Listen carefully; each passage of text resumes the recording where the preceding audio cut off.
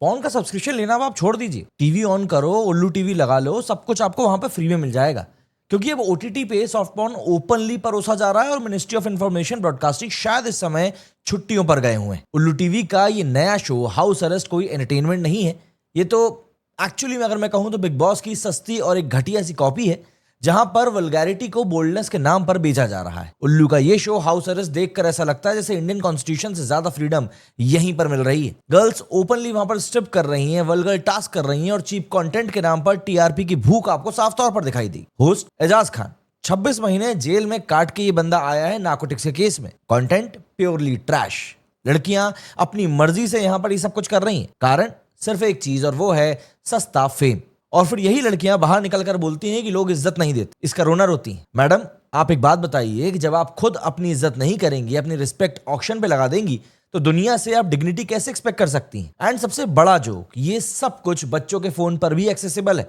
बस एक छोटा सा ऑप्शन आता है 18 के हो या नहीं। अब बच्चा उस पर अगर कर भी दे तो इनको क्या पता चल रहा है, क्योंकि ओटीटी पर कोई रेगुलेशन नहीं है। इसके अलावा रणवीर अलाबादिया ने सिर्फ ओपिनियन दिया था, समय रैना ने सिर्फ एक जोक मारा था और उनके ऊपर क्या आउटरेज हुआ था, एफआईआर हुई थी, बैकलैश हुआ था। और ये उल्लू जैसा प्लेटफॉर्म जो कि सॉफ्ट पॉर्न नहीं बल्कि फुल ऑन वल्गैरिटी दिखा रहा है, उस पे टोटल साइलेंस। शॉकिंग बात तो यह है कि शो की जो मेजर पार्टिसिपेंट्स हैं वो या तो हिंदू लड़कियां हैं या फिर पंजाबी लड़कियां हैं, और जज अगेन एजाज खान।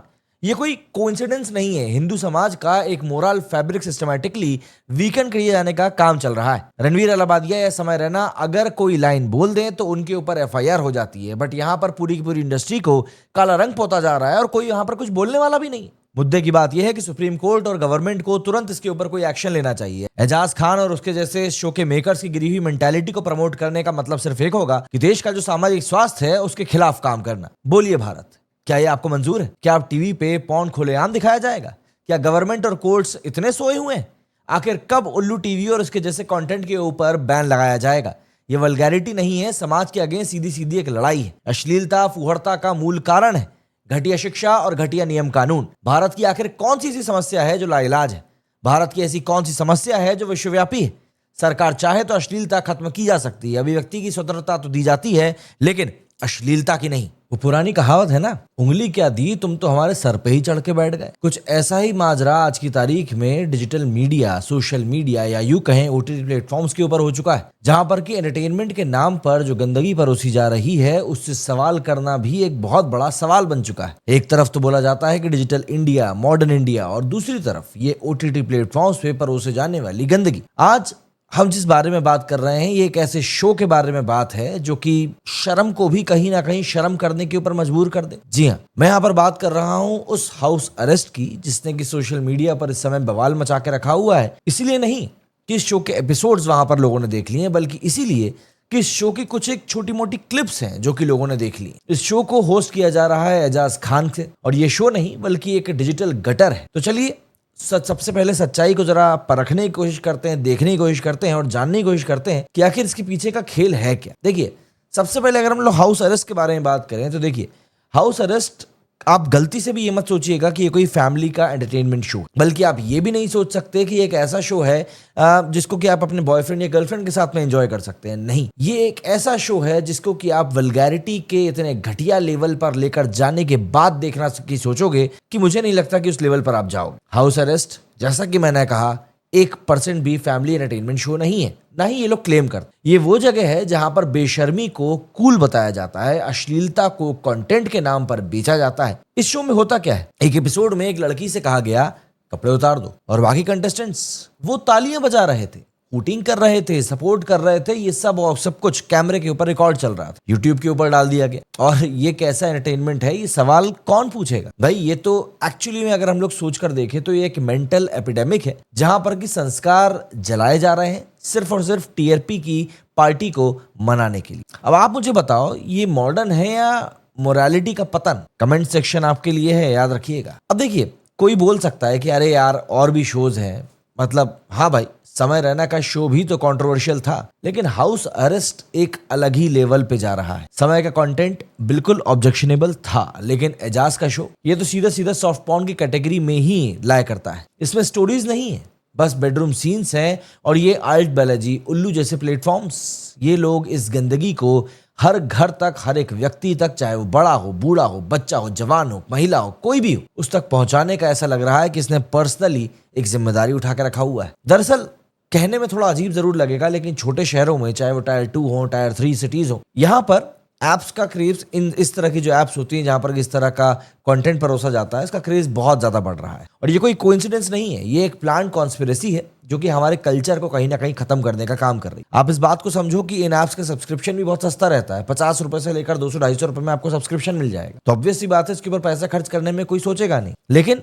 इसको इतनी ज्यादा संख्या में लोग सब्सक्राइब करते हैं, जिनको ऑब्वियस सी बात है हमारे देश में ठरकपन को मतलब आप एक अलग ही लेवल पर जाकर देख सकते हैं अगर आप देखना चाहते हैं। तो ऐसे लोगों की भी कमी नहीं, तो उन तक ये कंटेंट बिल्कुल अच्छे से परोसा जाता है। लेकिन अगर हम लोग थोड़ा सीरियस सिचुएशन को समझें तो स्टैटिस्टा की एक रिपोर्ट के मुताबिक इंडिया दुनिया का तीसरा सबसे बड़ा पॉर्न कंज्यूमर है। एक एवरेज इंडियन यूथ हफ्ते में 3.5 घंटे इस तरह के वीडियोस देखता है। 2023 में उल्लू ऑल्डोलॉजी जैसे एप्स के 15 मिलियन से भी ज्यादा सब्सक्राइबर्स थे, और ये नंबर्स झूठ नहीं बोलते। ये एप्स सस्ते सब्सक्रिप्शंस के साथ बिलियंस कमा रहे हैं और इसके साथ हमारे यूथ का माइंडसेट टोटली खराब कर रहे हैं। ये सिर्फ एंटरटेनमेंट नहीं, बल्कि ये एक कल्चरल पेंडेमिक है। मेंटल हेल्थ पे इसका असर पड़ता है, रिश्तों पर असर पड़ता है, और युवा जनरेशन गलत तरीके से प्यार और लस्ट के बीच में एक कंफ्यूजन में फंस जाता है। सबसे बड़ा सवाल, ये एप्स इतने बड़े आखिर हो कैसे गए? जवाब है पैसा। 2023 में इंडिया का एडल्ट एंटरटेनमेंट मार्केट 13,400 करोड़ का था, और ये हर साल 9.3% की ग्रोथ से ग्रो कर रहा है। तो ऐसे में बात यह आ जाती है कि यार, जब ये घटिया चीज इंडिया में बैन है तो फिर आखिर इसको रोका क्यों नहीं जा रहा? सवाल वाजिब सा है कि आखिर गवर्नमेंट चुप क्यों है? सुप्रीम कोर्ट ने 2025 में ही कहा था कि ओटीटी पे रेगुलेशन जरूरी है, लेकिन उसका क्या हुआ? कुछ नहीं। एजाज खान का वीडियो जब वायरल हुआ तब सोशल मीडिया पर मिनिस्टर्स का लेफ्ट, राइट, सेंटर, कॉर्नर हर तरीके से टैग किया गया, लेकिन कोई जवाब नहीं। 18 ओटीटी एप्स पे 2024 में बैन लगा था, लेकिन उल्लू और ऑल्डवालाजी आखिर उससे कैसे बच गए? क्या यहाँ पर पैसा बोल गया?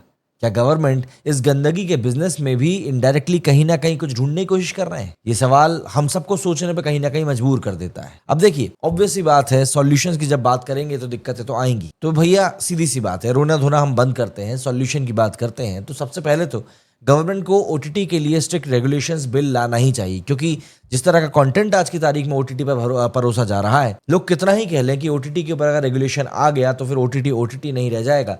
लेकिन समझने वाली बात यह भी है कि हमारे देश के जो लोग हैं वो शायद इस लायक नहीं है कि उनको बिना पट्टा बांध दे मार्केट में छोड़ा जाए। बिना रेगुलेशंस के अगर आप कोई इस ढंग की चीज भी हमारे जैसे लोगों को देंगे तो उसका गलत तरीके से ही इस्तेमाल करेंगे। दूसरा, एक डिजिटल बोर्ड बनाओ जो कि कंटेंट मॉनिटर करे। ऑब्वियस सी बात है, डिजिटल कंटेंट इतना सारा है कि ये बोर्ड काफी ज्यादा मेंबर्स को कंक्लूड करके बनेगा। तीसरा है पेरेंट्स के लिए पेरेंटल कंट्रोल एप्स जैसे कि नॉट नैनी को प्रमोट कर। और सबसे बड़ा तो यही है कि पब्लिक अवेयरनेस, स्कूल्स, कॉलेजेस और घर में डिजिटल हाइजीन की बात होनी ही चाहिए। ये एप्स जो कि गंदगी फैला रही हैं उनको या तो सुधारो या फिर ऑब्वियस सी बात है बंद करो। और आप, जी हाँ, आज ही अपने फोन से अगर आपके मोबाइल में भी कुछ इस तरह के एप्लीकेशंस हैं तो उनको हटा दो। अपने बच्चों से बात करो, सोशल मीडिया पर इसके खिलाफ आवाज उठाओ। ये हाउस अरेस्ट नहीं बल्कि हमारे एथिक्स का अरेस्ट। अगर हम अभी भी नहीं जागेंगे तो ये गंदगी कहीं ना कहीं हमारे सिर्फ घर में नहीं बल्कि हमारे दिलो दिमाग में जहन कर जाएगी, और सिर्फ हम लोगों को नहीं बल्कि हमारे फ्यूचर को भी बर्बाद कर जाएगी। एक दूसरे को देखने का नजरिया ये चीजें बदल देती हैं, रिश्तों को खराब कर देती हैं, और कहीं ना कहीं